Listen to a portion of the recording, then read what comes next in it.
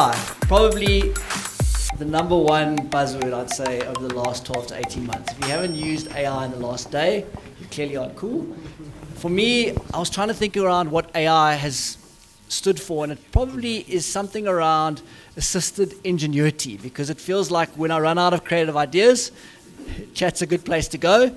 But actually the next speaker is going to really help us understand this. Whether you're curious or whether you're cautious or whether you're just confused, I think he's going to bring real clarity to this topic of AI.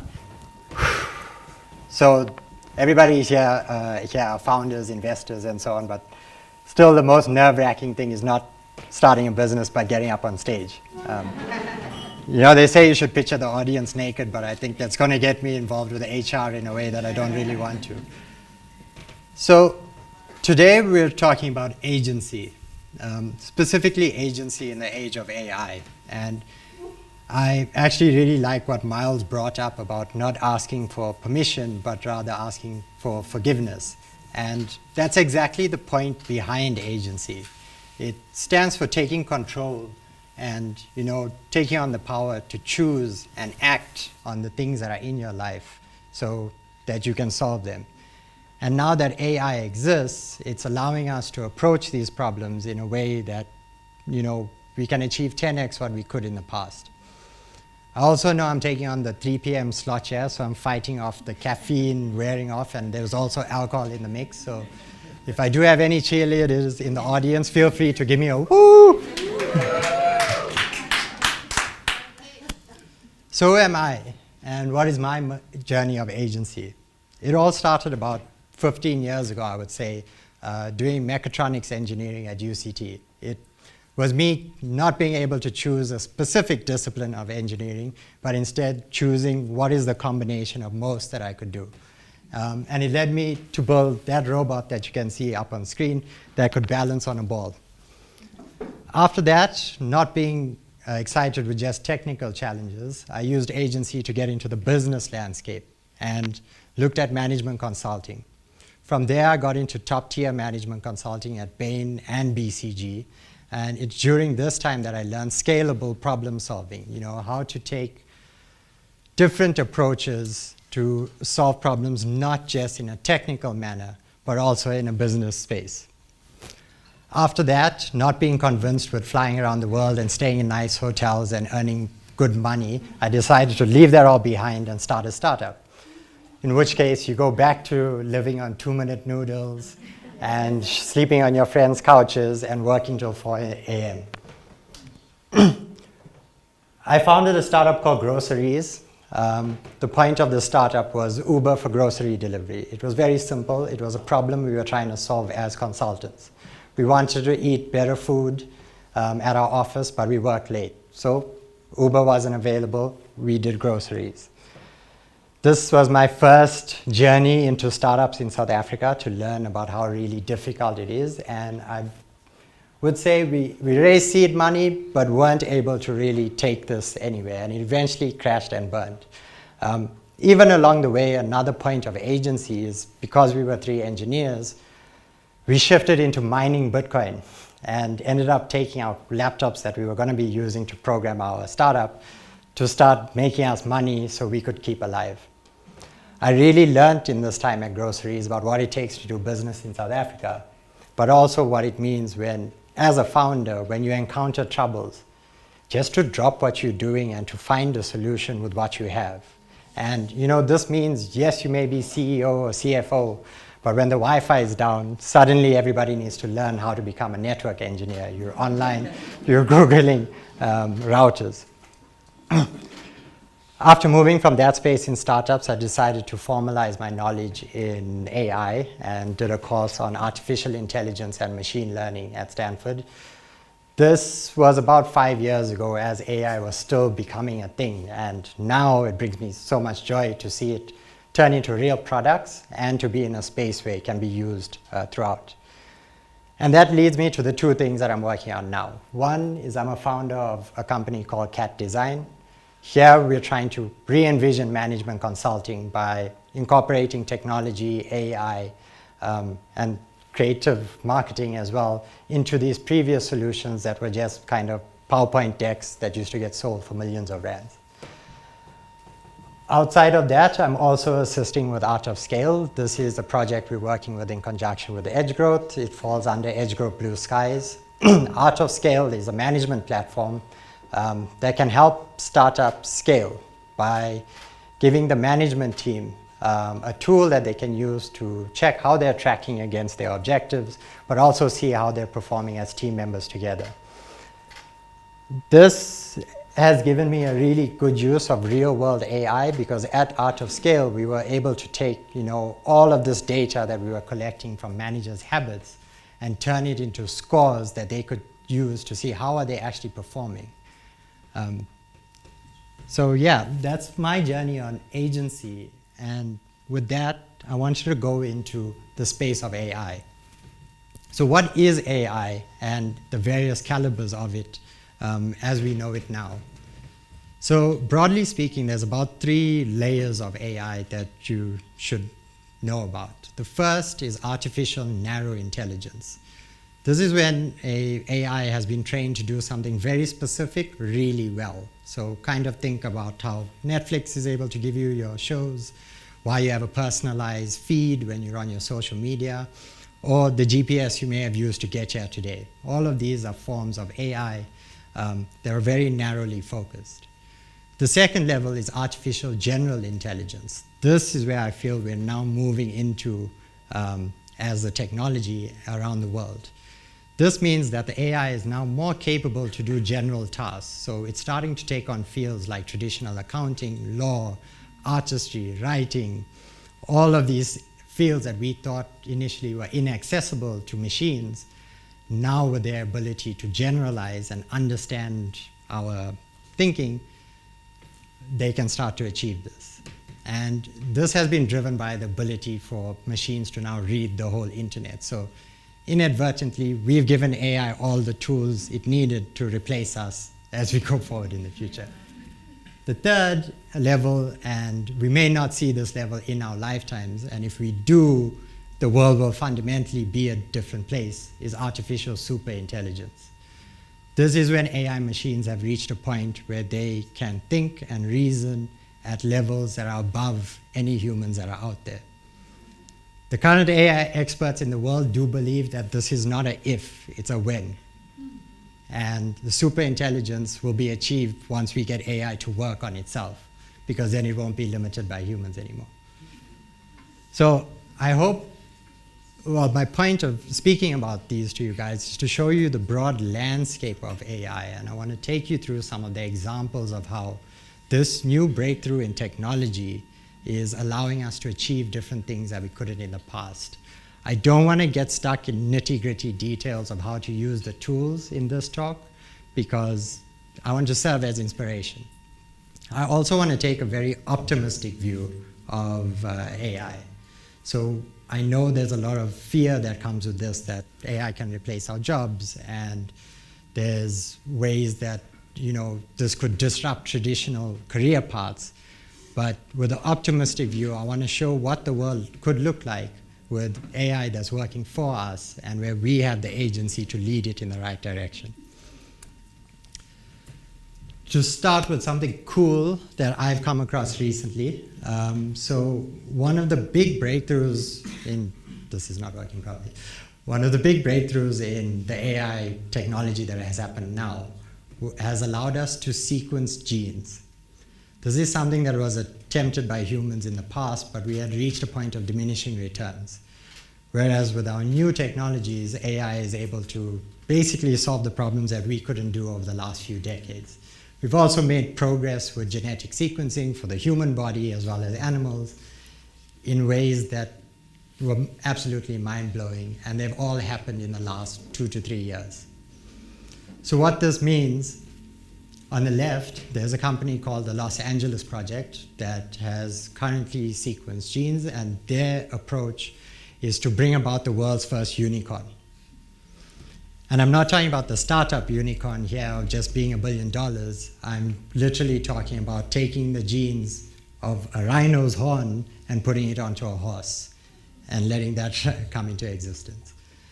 Their goal is to reach us by 2030. Where they're at today is they've put glow-in-the-dark genes from plankton and stuff you get in the sea in bunnies. So you can Google this today and see that there's glow-in-the-dark bunnies and tadpoles that exist in this lifetime. On one side, if you could bring about new animals, the other side is, what about bringing back old ones? And this is another project that is currently underway. And all of this is powered by AI because it gives us the computation to do this. Colossal Labs and Biosciences has revived the dire wolf. This happened in 2024. So those wolves you've seen in Game of Thrones, actually, they weren't real. But now we brought them back. It's a new species of wolf that used to exist. And their next target is the woolly mammoth. They've already isolated the frozen genes, and they're planning to bring it about in the elephant population soon. So these two breakthrough cases for me, like, because they didn't exist in the world of just standard technology, and we're in biology now, started to show me that AI is going to be transforming the way we view the world in completely different ways. Some of the things we're more used to is AI in cars. Recently, Waymo crossed 10 million autonomous trips. This figure is growing rapidly and is not encountering any major kind of headwinds. So yes, probably in South Africa we're years behind with this, but I want you guys to see that these are trends that are going to fundamentally change the way we operate. We may change the way we move from A to B in the near future. On the other side, we're seeing AI being applied to education. And there's been schools in Australia that have started to use these AI tutors like ChatGPT, not in a pure way to replace teachers, but in an AI augmented manner. And using that, they've already shown an increase in math scores when compared to the control classrooms that didn't have any AI. This is showing that we can kind of give personalized teaching to individual students at the speed that they would want, at the rate that they would want it, and at their level of understanding. This gets averaged out whenever teachers are trying to deal with a class of 30 to 50 students. This is a landscape of where AI is being used in the world. I wanted to then bring it more into a practical sense. So what does this mean for you guys? How can you use AI effectively? So the AI that people are most used to now, that has been making the biggest waves recently, are something called large language models. And the brand we're all used to is ChatGPT. This is the one that has made the biggest noise. And the way we interact with this intelligence is via prompting. So it's similar to Google searches, but this time it's almost like you're having a conversation with an entity. What I've learned since using these models, though, is that there's almost a skill that you need to learn when you're using AI that's similar to the skills you learn when you become a manager. Bad prompts tend to be very general, very broad, and to not have a clear outcome that you're looking for. Good prompts are very clear, they're specific. For example, the bad one right here, make me a marketing plan, changes to create me a B2B SaaS marketing plan for Q3 with these goals and with this budget. The ability to give more direction to AI increases the quality of the results that come out of it. Something else I've learned, strategies that you can use to become more effective when you're using these tools. One is treat it like a junior teammate. So where I've seen this fall short the most is people expect it to just do everything, but they don't give it enough direction. So it would be the same like you hiring a graduate who's very smart because they've been qualified, they have a degree, but then you just tell them to run with it. In this case, you need to tell them, here's what we're trying to do, here's what success looks like, and you're more likely to get an effective results. Also, onboarding materials. If you have documents that have your company overview of how to do something, drag that into your AI before you have the conversation, and you'll notice it has a much better, much more useful response to you. The second point is on context trees. Here I'm referring to creating specific documents and writing out context for your AI that it can use. To give you an example from what Kiki was speaking about, if you're doing a branding exercise, you may have written out a full brand personality. That can become the perfect context when you're working with AI to do social media posts, if you're trying to review your logo, marketing, etc. And so creating these trees of further context where you have a company overview, a brand personality, and maybe a specific logo guide, and dragging those things into your conversation can make the AI really powerful. The last thing that I found that's been very useful is to ask the AI to ask you clarifying questions. Then you'll notice along your conversation that it starts to pick the right direction that you intended for it, because it's asking you about where to go as opposed to letting it run free. So what can you achieve if you can get a well-wrangled AI together? These are two examples that I wanted to show that we built apps that we took from idea stage into reality using the same strategies of working with AI that I've spoken about so far. On the left, you're seeing an app that came about of the idea between me and my wife where we were discussing, I wonder if we could find the best secret beach in South Africa. We had known the best beaches we had ever been to were in the Eastern Cape, Cape Town, but there weren't really like publicly accessible points about this. You think it's on TripAdvisor, it's not. And so playing around with AI and a coding agent, I was able to put together this app where users, you can view the link, find me afterwards today and I'll send you the link. You can go on the site and vote on your favorite beaches in head-to-head mashups, and the scoring was based on the chess ELO scoring system so that we could now rank South Africa's beaches based on what our user and crowdsourced feedback was. This was idea to MVP in 3 days. In the past, this was 3 months of developers having to work with tech teams in India and stacks and so on. It's already working because we've got 170 votes, and so far Coffee Bay in the Eastern Cape has come out on top. So yes, we haven't found any new secret beaches yet. On the right, I wanted to tackle something that I've been experiencing since campus when I've been in Cape Town, is that the Western Cape just can't stop itself from burning down for some reason. That it's every 2 to 3 months there's some raging wildfire going on, burning down the mountain and threatening to take out the University of Cape Town. So this idea that came about is called smoke signal. Here, I wanted to build something that could give us a live, real-time awareness of all the fires that are currently in South Africa. This connects to NASA satellite data so that we get live views of what's currently existing and doesn't require on-the-ground site if there's a fire going on. This really helps in really remote places like farms, some of Sandpark's jurisdictions, and even government areas. This went from idea to prototype in 1 week and is currently live, as I said. So previously, no more dealing with a tech team, no more deployments. You can get to results in the speed at which you can think of it.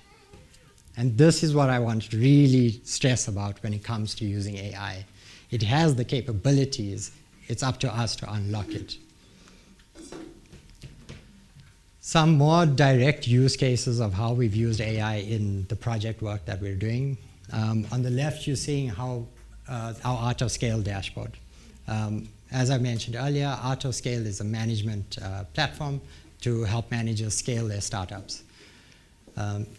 What the managers can see is pretty much how they're tracking against their habits, and with each other they can hold themselves accountable and improve over time in an iterative process. This entire backend to gather data for our users and to translate it into a useful dashboard we built with AI. So getting AI to help us put together the scoring logic according to what we wanted, we were able to effectively put together discovery vitality for small business management teams. So now it would track your habits and give you, just like you have a vitality score, you get a management maturity index score. Another use case we used was for a client where we're dealing with a lot of livelihoods data. So this client measures things like jobs created and jobs sustained across the provinces in South Africa, as well as countries in sub-Saharan Africa.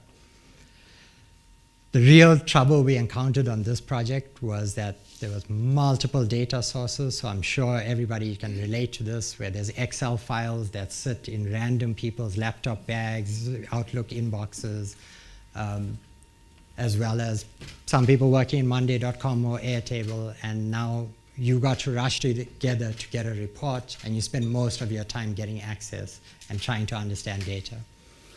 This project, the AI was able to do that, speak to multiple disparate data sources, consolidate it into something that was useful in a context that made sense for us. And then, as the icing on top, we also got it to do the complete front end for the dashboard. So previously in the past, this would have meant paying for designers, but now it meant that we could just get a live dashboard up.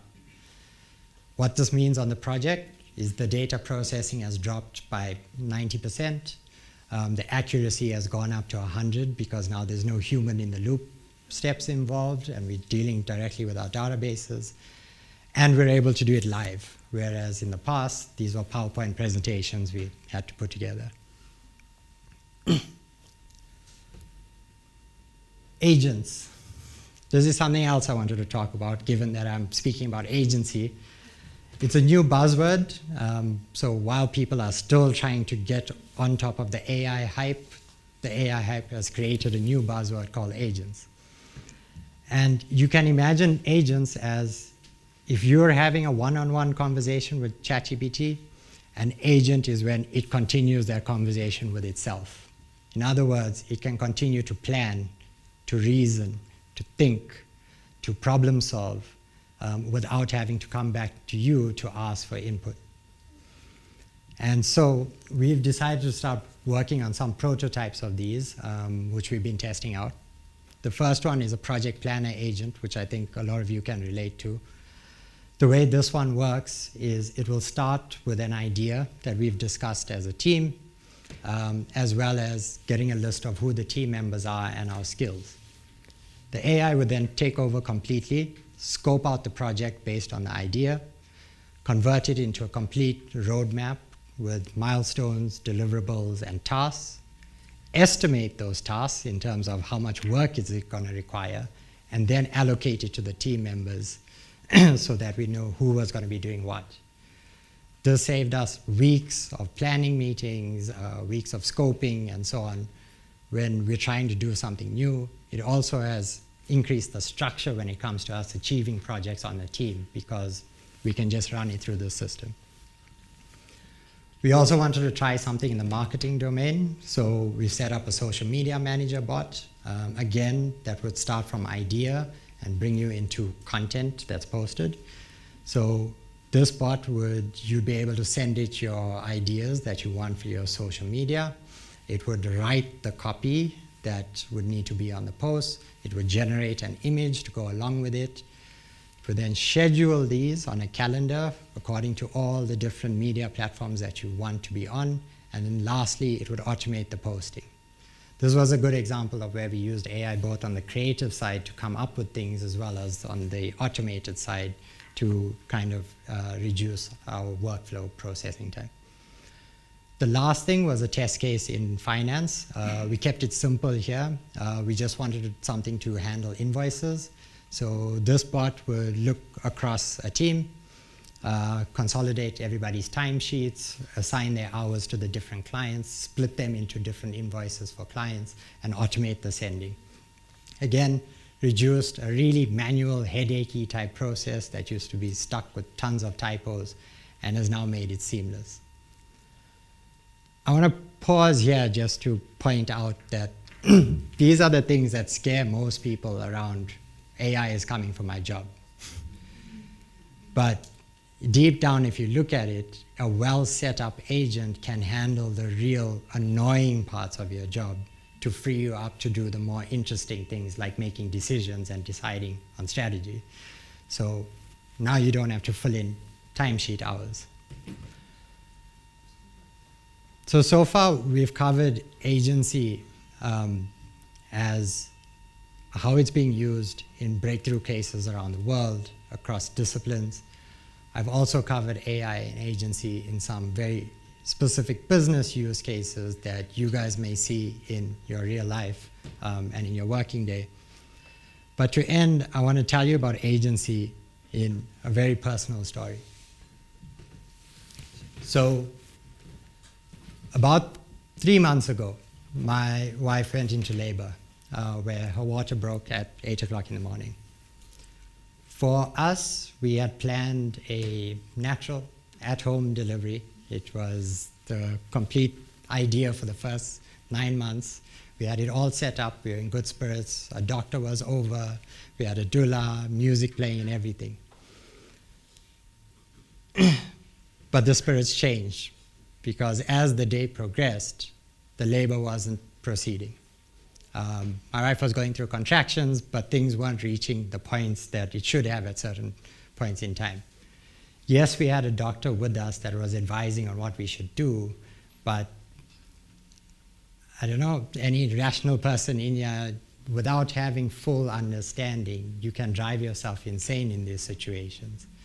And for me, I needed more information. I didn't know whether I could just trust a person in front of me, and I needed the research as well. Probably 3 days before that, XAI, formerly Twitter, released their latest model called Grok 3. And one of the features they included in that model was a feature called deep research. So that AI doesn't just come up with a hallucinated generic answer based on what it's trained on. It can actively go and search the internet, look through scientific articles, medical journals, and bring you back information that's from there. So the first thing I was searching was, how long does a labor process take? And not only did it come back with results to tell me this is the average process, it was also able to say, well, this is within 1 standard deviation, this is within 2 standard deviations. So then we kind of knew, okay, at this point, we now need to make a call. And that's what we did. We reached a point on the day where we were like, we have to go to the hospital to see how this labor was going to turn out. Once we were there, the pressure changed again, because now we were being told by the doctors that we have to do an emergency C-section. This was something that was always planned at the back of our minds, but we never actually thought about what the steps would take, what the steps would be and what it would take to do this. So again, in the 10 minutes that me and my wife were left alone, as the doctors were out the room, I was on Grok AI asking it about C-sections. On top of that, I was able to even give it the context. I was able to say, the labor's taken this long. This is what has happened during the day. I was able to say, this is the results the doctors have given us. The baby's heart rate is following within these ranges. They have done these scans and the results have shown this. And that ability to contextualize those multiple pieces of information in a 10-minute gap to give me a result that I needed was beyond anything that I could have asked for at that point in time. Because it turned out, and you're seeing the second point there, which was the C-section research. The third thing we had to do was, as we were about to go into theater, it turned out baby was in distress. And so this wasn't going to be your average C-section. And there was a likelihood that as it was going down, baby was going to come out not breathing. Luckily, this is an aspect that I had read about in the deep research that I had done beforehand. And I was able to keep a calm composure in the operating theater, despite blood and guts being thrown everywhere. Complete side topic, by the way. Anybody who's ever seen a C-section go on, it's like car mechanics. There's no, this is not a nice process.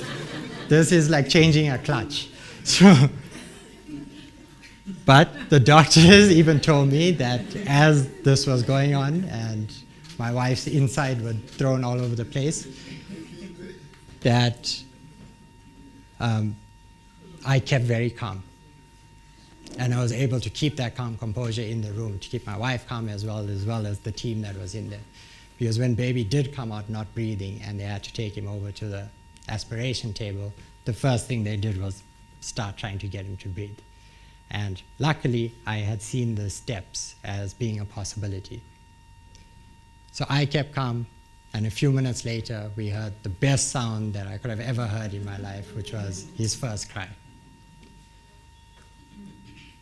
So it's just been about 100 days since then, and baby Krishna X was happily born on the 22nd of Feb 2025.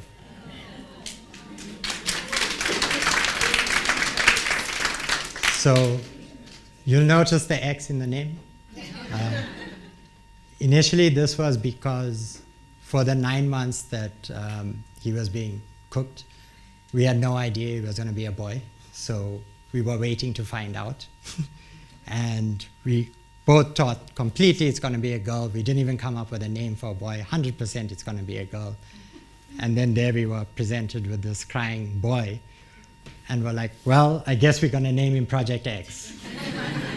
And a few days later, when we did actually get his name, we decided to keep X. One, because of Project X, and two, because in a real crisis moment, technology came about and was there for us in a way that I couldn't have imagined. So I want to end on this, and I hope you guys have seen throughout this presentation the different examples of agency, how you can use agency in your life choices to change your path. I mean, clearly we're in a room of engineers who don't want to do engineering. You can also use agency to make breakthroughs across disciplines. You can use agency to do your current work even better and achieve outcomes that you didn't know were possible. And you can use agency in life and death. So I want to leave you guys with a prompt that I found very useful over the months of me working with AI. And it's a really powerful one because it can let you learn almost anything and allows the AI to be your partner in teaching you this thing. And so it goes, teach me how anything works by asking questions about my level of understanding of necessary concepts. With each response, fill in gaps in my understanding, then recursively ask me more questions to check my understanding. The topics you're seeing on the board are the stuff I've searched so far. And I hope you guys can see the wide range of rabbit holes you can go down in this. So I want to leave you guys with this prompt. Go today, take photos of it, come ask me afterwards if you don't have it. Try something new, try a new topic. Stay up till 3 a.m. because you ended up chatting to AI instead of going to bed because you were so excited about what you were learning. And yes, try out agency in your life because with these new tools and technology, it can really start making a big difference. So yeah, that's my talk. If anybody wants to chat more about AI or learn about agency, find me on LinkedIn and let's grab a coffee. Thanks, everyone.